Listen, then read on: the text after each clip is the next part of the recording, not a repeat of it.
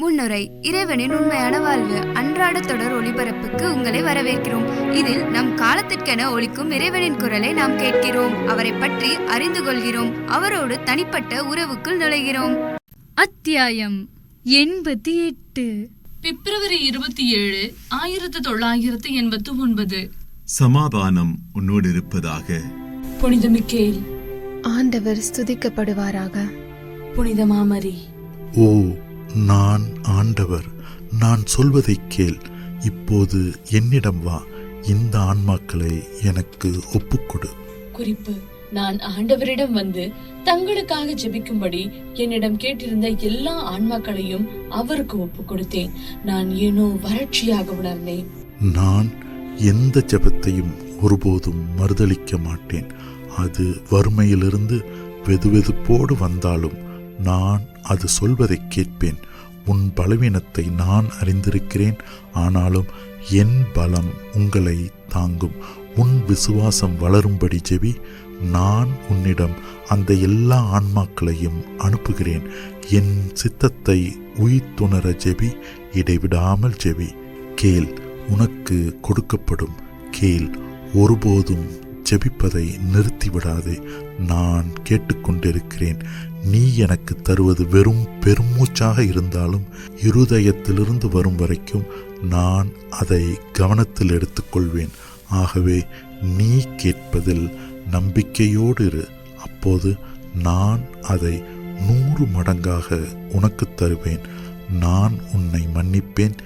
நீ கேட்கும் உதவியை எந்த தந்தைதான் தம் குழந்தைக்கு தரமாட்டார்? ஆண்டவரே, சில சமயங்களில் தங்கள் குழந்தைகளுக்கு உதவி செய்யாத தந்தையரும் இருக்கிறார்களே. இந்த தந்தையர் என்னிடமிருந்து வந்தவர்கள் அல்லர். அவர்கள் என்னுடையவர்களாக இருந்திருந்தால் அவர்கள் என்னை நேசித்திருப்பார்கள். இவ்வாறு அவர்கள் தங்கள் சந்ததியை நேசித்து அவர்களுக்கு உதவி செய்திருப்பார்கள். உன் ஆன்ம வளர்ச்சியில் உனக்கு உதவி செய்ய நான் இங்கே இருக்கிறேன். நான் உனக்கு என் உணவை தர ஒருபோதும் மறுக்க மாட்டேன். வா, ஞானம் உனக்கு கற்பிக்கும். பிப்ரவரி 28, 1989. நான் முற்றிலும் வறட்சியுள்ளவளாக, அபாயகரமான முறையில் வறட்சி உற்றவளாகவும் குளிர்ந்து போனவளாகவும் உணர்ந்தேன். என் வசூலா, என் அன்பை பற்றி நீ எப்படி சந்தேகம் கொள்ள முடிந்தது? என் விரல் உன்மீது இருக்க அனுமதி. ஞானம் உனக்கு கற்பிக்கும். உன்னை வழிநடத்தி கொண்டிருப்பவர் யார் என்பதை நினைவில் கொள். சிந்தி. குளிர்ந்தவைகளும் என்னை அன்பு செய்யாதவையுமான மற்ற இருதயங்களை உஷ்ணப்படுத்தும்படி உன் அன்பின் சாரத்தை பயன்படுத்தி கொள்ள என்னை அனுமதி. நான் இந்த விண்ணக வேலைகளை உனக்கு ஏற்கனவே கற்பித்திருக்கிறேன் இல்லையா? ஆம் ஆண்டவரே, நீர் கற்பித்திருக்கிறீர். என்றாலும் இது நிகழும் போது எனக்கு கவலை தருகிறது. நான் எந்நேரமும் உன் அருகில் இருக்கிறேன். மகளே, நீ அஞ்ச வேண்டியதில்லை. வா, நாங்கள் நாம். ஆம் ஆண்டவரே. அப்படியானால் நீ சொல்வது எனக்கு எப்படி கேட்காமல் இருக்கும்?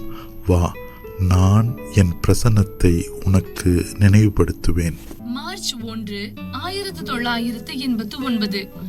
மறு ஒன்றிப்பிற்கான புனித மிக்கேலின் செய்தி. வசூலா, கடவுளுக்கு மகிமை உண்டாகுக. ஆண்டவர் வாழ்த்தப் பெறுவாராக. ஆண்டவரின் இரக்கம் அளவற்றது. அவருடைய அருள் உன் மீது இருக்கிறது. விழித்தெழுங்கள். சத்தியத்தை கைவிட்டு விட்டவர்களாகிய அனைவரும் ஆண்டவரிடம் திரும்பி வாருங்கள். திரும்பி வந்து மனம் வருந்துங்கள். உங்கள் சகோதரர்களின் மனம் திரும்புதலுக்காக ஜெபியுங்கள். ஆண்டவரின் எச்சரிப்புகளுக்கு செவி கொடுங்கள். சமாதானம், சமாதானம். கடவுளோடு சமாதானம் செய்து கொள்ளுங்கள். புனித மிக்கேலாகிய நான் உங்களுக்கு காக்கும்படி உங்கள் அருகில் இருக்கிறேன். இடைவிடாமல் ஜெபியுங்கள். உங்கள் ஜெபங்களை இந்த தவக்கால நாட்களில் முன் எப்போதையும் விட அதிகமாக தேவைப்படுகின்றன. பிதாசுதன் பரிசுத்த ஆவியின் பெயராலே நான் உங்களை ஆசிர்வதிக்கிறேன். ஆமேன். மார்ச் 3, 1989. மறு ஒன்றிப்பிற்கான மாமரியின் செய்தி. என் அன்பிற்குரியவர்களே, சமாதானம் உங்களோடு இருப்பதாக. இன்று அன்பானவரோடு நீடித்து நிலைத்திருக்கும்படி நான் உங்களிடம் கேட்கிறேன். நான் உங்கள் எல்லோரையும் ஊக்கப்படுத்த விரும்புகிறேன்.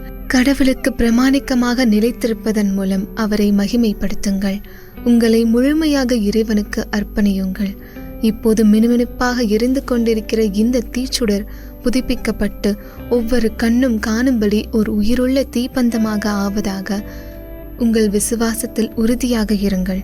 உங்கள் இருதயங்களை முழுவதுமாக ஆண்டவருக்கு திறந்து அவரை மகிழ்ச்சியோடு ஏற்றுக்கொள்ளுங்கள். தமது இரக்கமுள்ள அழைப்புகளை உங்களுக்கு அனுப்புவதற்காக ஆண்டவரை போற்றுங்கள். புதிய வெளிப்பாடு எதையும் எதிர்பார்க்காதீர்கள். அவருடைய அழைப்புகள் தெய்வீக சத்தியத்தின் ஒரு நினைவூட்டுதல் மட்டுமே. பரிசுத்தமாக வாழ்வது எப்படி என்பதன் நினைவூட்டுதல், கடவுள் அன்பாக இருக்கிறார் என்பதன் நினைவூட்டுதல் மட்டுமே. கடவுள் அடிப்படை சத்தியங்களை உங்களுக்கு நினைவூட்டுகிறார். ஆகவே உண்மையானதும் மாசற்றதுமான அனைத்தையும் கொண்டு உங்கள் மனங்களை நிரப்புங்கள். சோதிப்பவன் வந்து உங்களை ஏமாற்றி விடாதபடி உங்களுக்குள் வெறுமையான இடத்தை விட்டு வைக்காதீர்கள். ஆகவே இறைவனின் தெய்வீக அன்பை கொண்டு உங்களை நிரப்பிக் கொள்ளுங்கள். ஏனெனில் நீங்கள் அன்பு செய்வதற்காகவே படைக்கப்பட்டீர்கள். சமாதானத்திற்காக ஜெபியுங்கள். உங்கள் சகோதரர்களின் மனம் திரும்புதலுக்காக ஜெபியுங்கள். உங்கள் நடுவே இன்னும் பெரிதான ஒரு அன்பு இருக்குமாறு ஜெபியுங்கள். நான் உங்களுக்கு உதவி செய்ய உங்களுக்கு பக்கத்தில் இருக்கிறேன். உங்களுக்காக நான் பரிந்து பேசுவேன். ஆகவே தயங்காமல் என்னிடம் வாருங்கள். நான் எப்போதும் உங்களுக்கு உதவி செய்யும் உங்கள் அன்னையாக இருக்கிறேன். அன்புடன் ஆண்டவரிடம் வாருங்கள். அவர் தம் சமாதானத்தை கொண்டு உங்களை நிரப்புவார். அன்புடன் கேளுங்கள், அப்போது பெற்றுக்கொள்வீர்கள். அன்போடு ஜெபியுங்கள், அப்போது உங்கள் ஜெபம் கேட்கப்படும். என் சமாதானத்தை கொண்டிருங்கள். எங்கள் செய்திகளின்படி வாழ வேண்டும் என்பதை நினைவில் வையுங்கள். நான் பிதாசுதன் பரிசுத்த ஆவியின் பெயரால் உங்கள் அனைவரையும் ஆசிர்வதிக்கிறேன். ஆமென். முடிவுரை. இறைவனின் உண்மையான வாழ்வு அன்றாட தொடர் ஒளிபரப்பை இப்போது நீங்கள் கேட்டீர்கள். ஒரு புதிய ஒளிபரப்பில் மீண்டும் நாளை உங்களை காண நாங்கள் மிகவும் ஆவலாக இருக்கிறோம்.